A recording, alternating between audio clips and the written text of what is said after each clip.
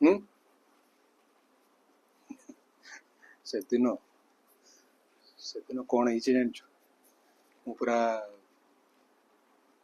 Office ଭିତରେ entry ମାରିଛି ହେଲା, ଧାସୁ ଏଣ୍ଟ୍ରି ପୁରା ଯେମିତି ମାନେ ସବୁ ସ୍ଲୋ ମୋସନରେ ଚାଲିଛି। ମାରିଛି ନୂଆ ସାର୍ଟ, ନୂଆ ପରଫ୍ୟୁମ୍, ନୂଆ ସନଗ୍ଲାସ୍ ପୁରା। ସେ ମୁଁ ରିସେପସନକୁ ଗୋଟେ ସ୍ମାଇଲ୍ ଦେଲି ହେଲା,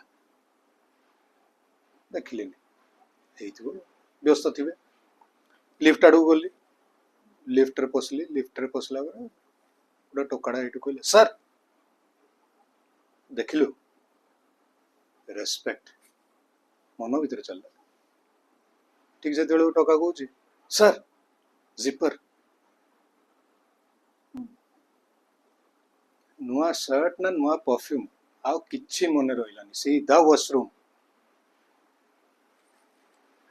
ଗୋଟେ ପରମ ଜ୍ଞାନ ମିଳିଲା ସେଦିନ ଜାଣିଛୁ।